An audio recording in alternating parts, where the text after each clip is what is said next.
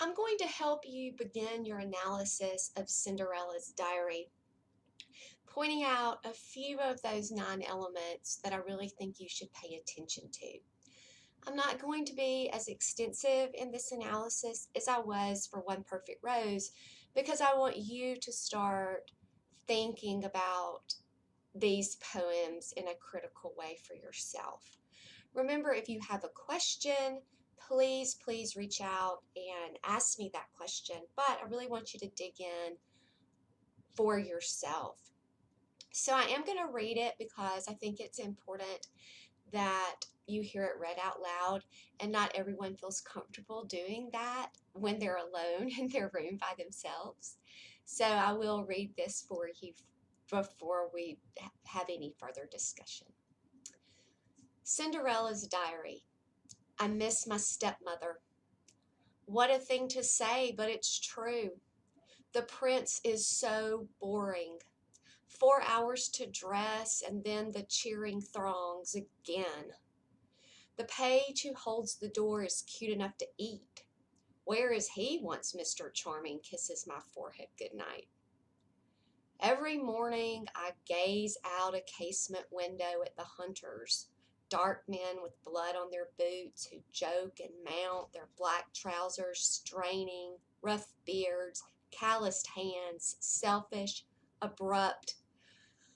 Oh, dear diary, I am lost in ever after.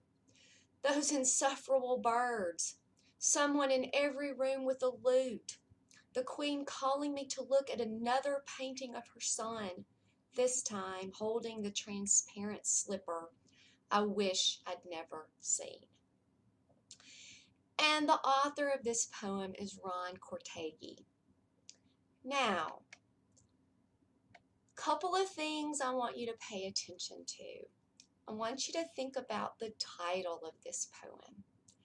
When you first think of Cinderella, what do you think of? And then based on that, what would you have assumed would have been in Cinderella's diary versus what you actually get? Is there a discrepancy there? I want you to pay attention to the punctuation. Notice that we've got a colon right here. Now, grammatically, when you have a colon, what's going to happen is that what's on this side of a colon is going to in some way develop or explain what's on this side of the colon. So when when Cinderella says the prince is so boring, well, she's about to tell you the ways that she feels he's boring. Notice this one-word sentence. What do you make of that?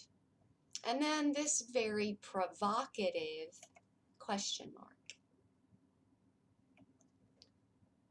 An ellipsis here means we've continued.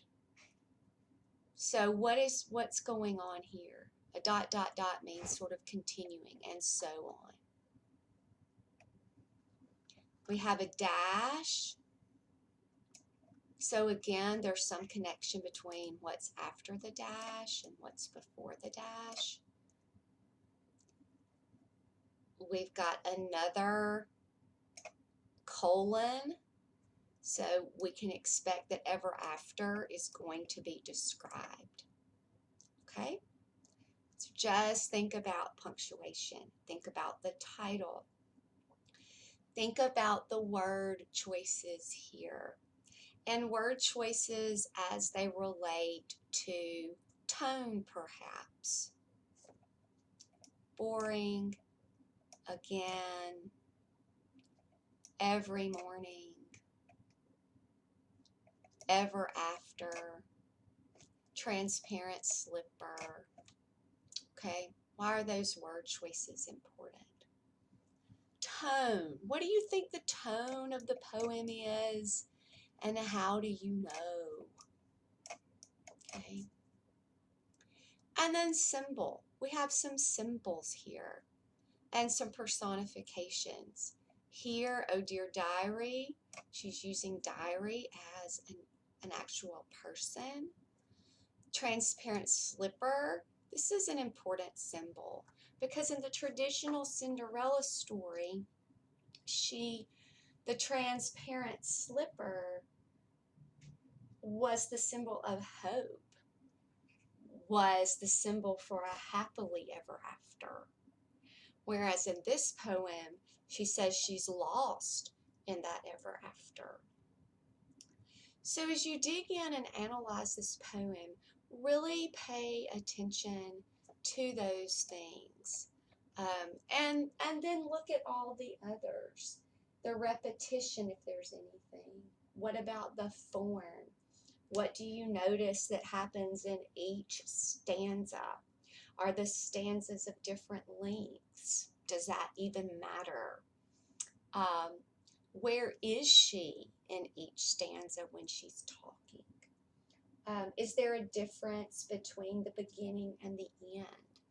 All of those things I want you to pay attention to and really dig in and see if you can develop your own analysis of this poem.